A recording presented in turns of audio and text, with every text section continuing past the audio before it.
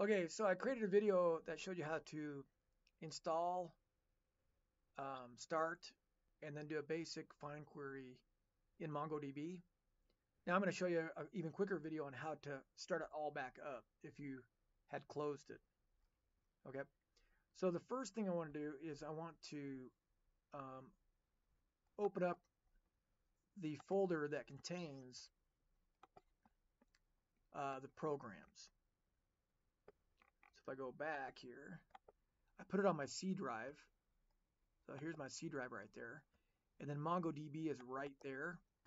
And my programs are, my Mongo programs are in this path, in this directory bin, right? So I want to copy this path.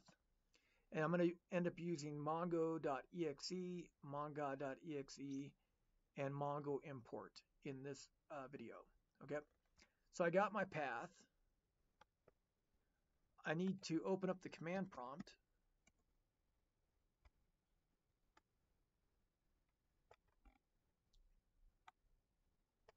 All right, I'm going to change the directory by typing cd and paste in my path. So I have cd with a space, and then I got my path here. Okay, and then I can hit enter. All right, I'm going to open up another one, another command prompt.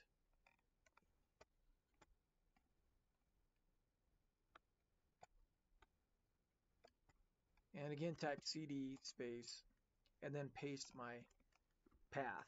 Again, cd space, and then the path to where the programs are.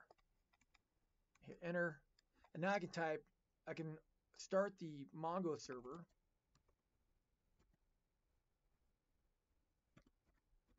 Okay, I type mongod.exe. Okay, and that's just going to blank. And now this right here is like what happened when we opened up Jupyter Notebook. See that? So when we open up Jupyter Notebook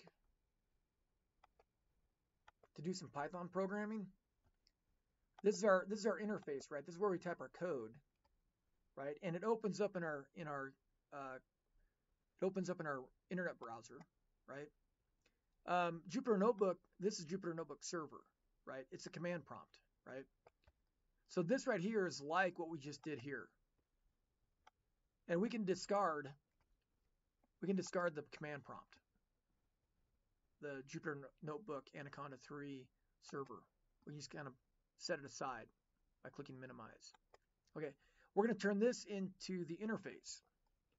And the interface in Python, again, if you remember, is just this area here, right? You can type print hello, whoop, and then run it, and it prints it, right? So this right here, we need an interface or a place to write Mongo code. So we're going to convert this command prompt into a place where we can write Mongo code. So this is going to be equivalent to,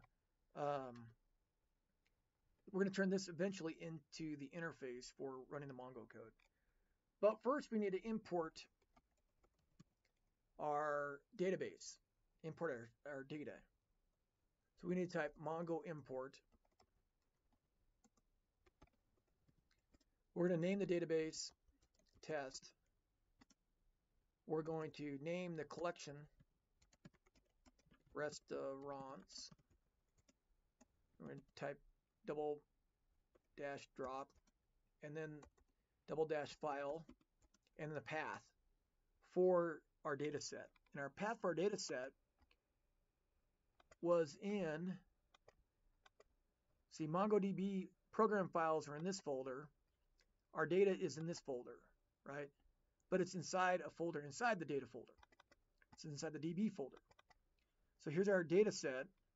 So we're going to grab the path real quick, copy that, and we're going to paste it. And then we got to do a slash primer dash data set .json. And we're going to hit enter. and it's importing the data. So this is a lot faster than the way that Microsoft SQL Server Management Studio works, right?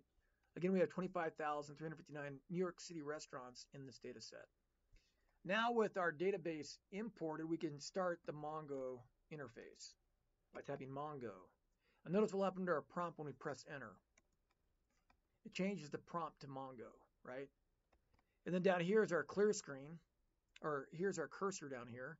And I can type CLS, all lowercase letters, hit enter, and I can clear up my screen.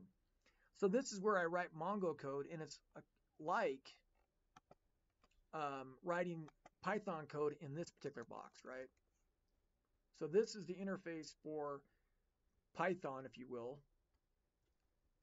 This is the interface for MongoDB. This is the server for Jupyter.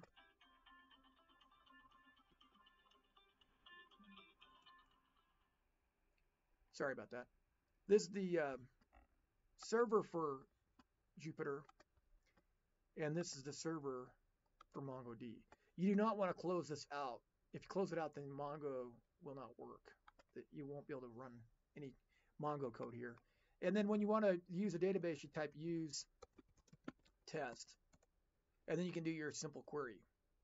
You can do db.restaurants.find and hit enter. And this is a find all command like I showed you in that other video.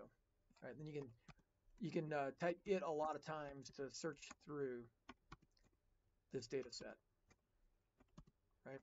And this right here is a record, right here. This is a restaurant, right there. And this restaurant is called Emilio E. Bar. I guess that's how you pronounce that. And it's in Queens. Okay.